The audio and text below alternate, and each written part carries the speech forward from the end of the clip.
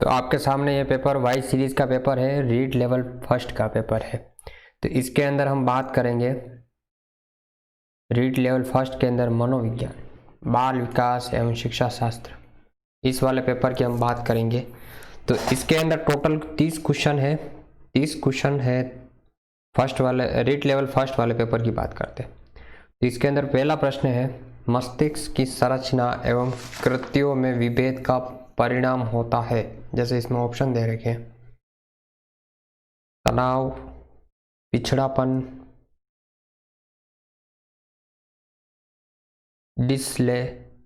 Dyslexia, इनमें से कोई नहीं।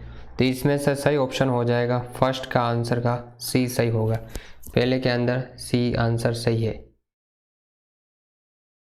ठीक है, तो अब इसके अंदर सी ऑप्शन सही होगा।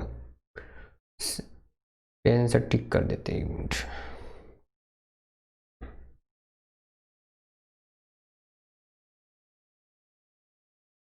इस वाले के अंदर सी ऑप्शन सही, डिसलेक्सिया।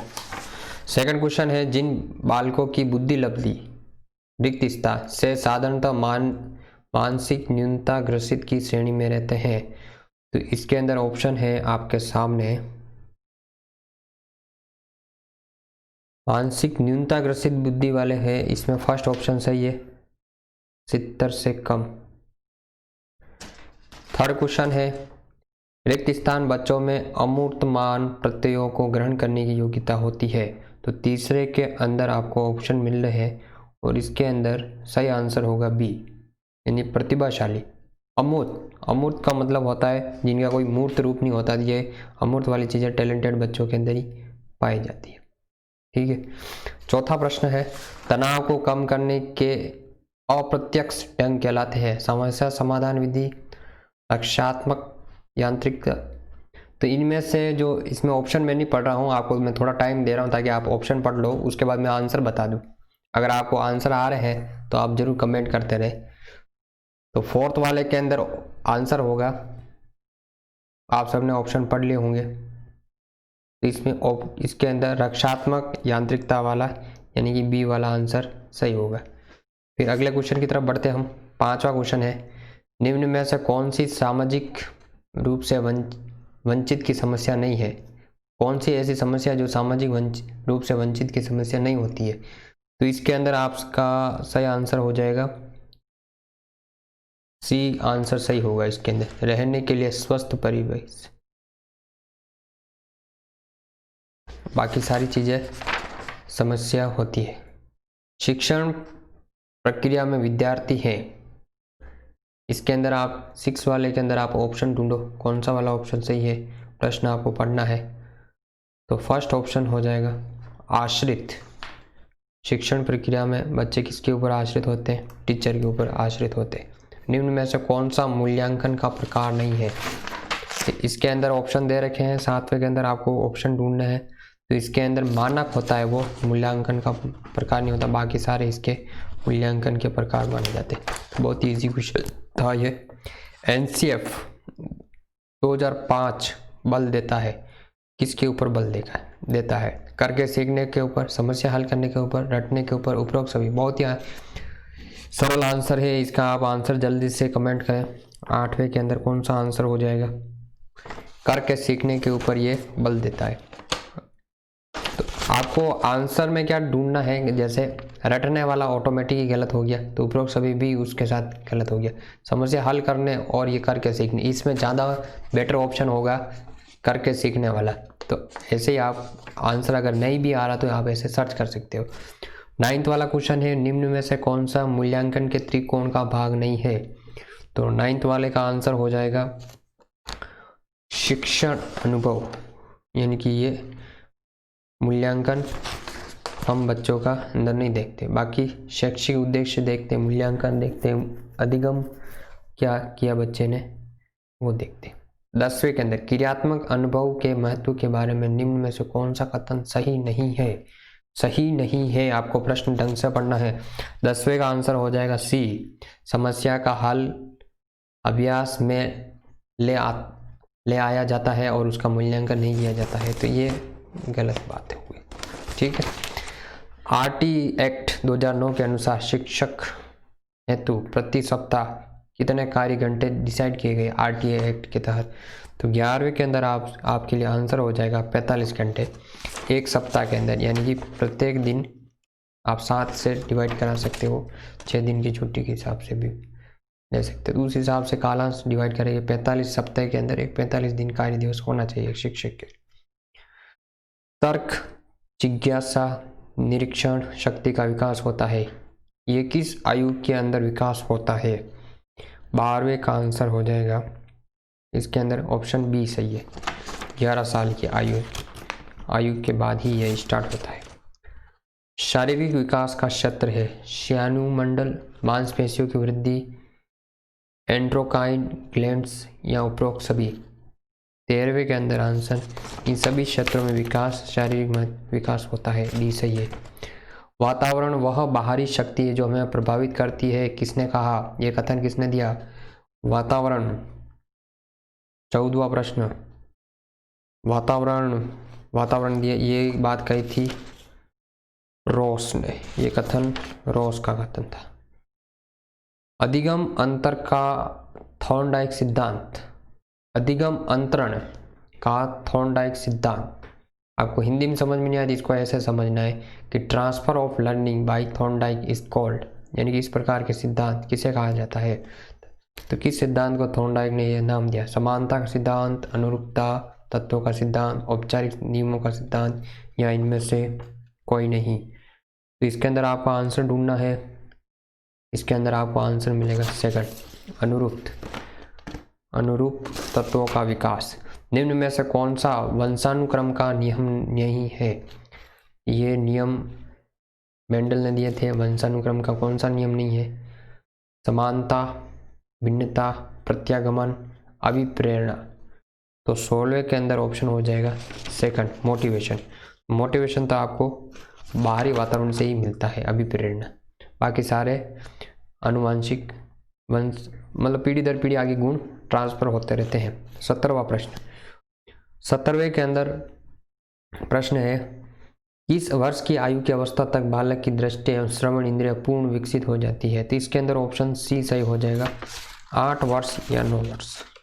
ये यहाँ तक बालक के सुनने और समझने बोलने की क्षमता पूरी तरह से इंद्रिय विकसित हो जाती है। इस अवस्था में बालकों को नई खोज करने और घूमने की प्रवृत्ति बहुत अधिक होती है। तो किस प्रकार की अवस्था में बालकों में घूमने की प्रवृत्ति ज़्यादा पाई जाती है? 18वें के अंदर हो जाएगा उत्तर बाल्यकाल। बाल्यावस्था में ये विशेषता भी है घूमतू प्रवृत्ति, इसमें उत्तर बाल्यकाल, इसमें भी बाल्यकाल एक ही ऑप्शन आया है, तो इसमें आप उत्तर बाल्यकाल वाला सही हो जाएगा। 19वां प्रश्न, निम्न में से कौन सा उदाहरण अर्जित प्रेरक का है? अर्जित का मतलब आपको अर्जित होता है, अर्जित प्रेरक, भूख, पुरस्कार, रुचि, विश्राम। तो 19वें के अंदर ऑप्शन हो जाएगा, इसके अंदर ऑप्शन जो ऑथेंटिक फाइनल आंसर आया है इसके अंदर 2 ऑप्शन को सही माना है, पुरस्कार और रुचि। बाकी भूख और विश्राम ये शारीरिक ये है, बाकी पुरस्कार भी आप अर्जित करते हो, ज़्यादा सही तो पुरस्कार ही है, बाकी रुचि भी आप अर्जित करते हो। ये दोनों को सही माना गया है इस प्रश्न के लिए। 20वें प्रश्न की बात करें हम, अभिप्रेरणा वर्णित होती है, तो इसमें भावनात्मक जागृति द्वारा, इसमें बी ऑप्शन सही माना गया। 21वां प्रश्न, चिंतन मानसिक क्रिया का रिक्त स्थान पहलू है, इसमें ऑप्शन दे रखे हैं ज्ञानात्मक, भावनात्मक, क्रियात्मक, या इनमें से कोई नहीं। 21वें के अंदर ऑप्शन ए सही हो जाएगा, ज्ञानात्मक। चिंतन मानसिक क्रिया का पहलू किसे माना गया? तो ज्ञानात्मक को माना गया। संकेत अधिगम के अंतर्गत सीखा जाता है, संकेत अधिगम के अंतर्गत किससे सीखा जाता है? तो 22वें के अंदर ऑप्शन आपका सही आंसर हो जाएगा, ए ऑप्शन सही होगा, प्रारंभिक अनुकूलन।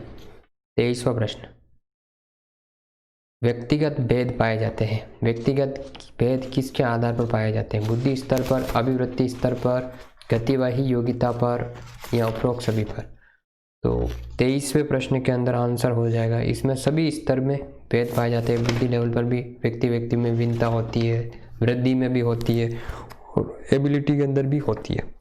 चिंतन प्रारंभ होने के लिए क्या आवश्यक होता है? आपको किसी चीज़ के बारे में चिंतन मनन करना है तो इसके लिए कौन सी समस्या, क्या चीज़ होनी चाहिए?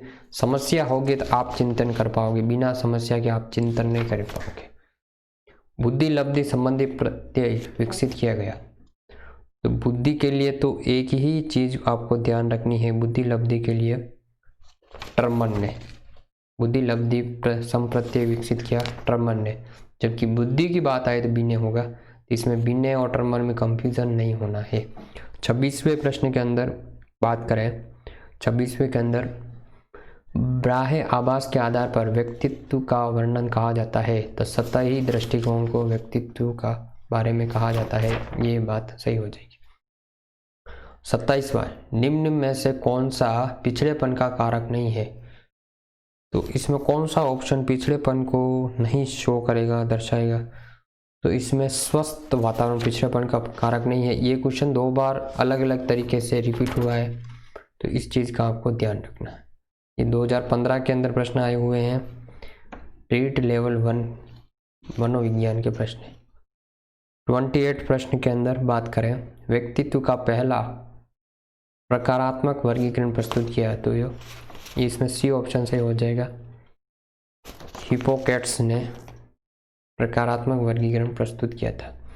सामान्य तथा विशिष्ट कारक सिद्धांत का प्रतिपादन किया, अल्फ्रेड विनय ने, स्पीयरमैन ने, या गिलफेड ने, या थर्स्टन ने। तो ये स्पीयरमैन सही ऑप्शन है। 30वां प्रश्न की बात करें, 30वें प्रश्न के अंदर